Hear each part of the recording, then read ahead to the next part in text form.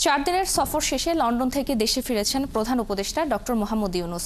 সকালে 9:45টার দিকে বিমান বাংলাদেশ এয়ারলাইন্সের একটি ফ্লাইটে ঢাকায় এসে পৌঁছান তিনি। এর আগে শুক্রবার লন্ডনের স্থানীয় সময় সন্ধ্যা 7টার পরে হিথ্রো আন্তর্জাতিক বিমানবন্দর থেকে ঢাকার উদ্দেশ্যে রওনা দেন তিনি। এই সফরে বিএনপির ভারপ্রাপ্ত চেয়ারম্যান তারেক রহমানের সাথে বৈঠক করেন প্রধান উপদেষ্টা।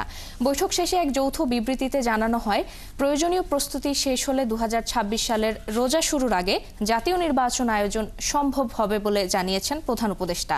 এছাড়াও ব্রিটিশ রাজা তৃতীয় চার্লসের সঙ্গেও দেখা করেন ডক্টর ইউনূস। এ সময় তাকে কিং চার্লস তৃতীয় হারমোনি অ্যাওয়ার্ড 2025 দেওয়া হয়। বিশ্বব্যাপী মানব কল্যাণে অসামান্য অবদানের স্বীকৃতি হিসেবে তাকে এই সম্মাননা দেওয়া হয়েছে।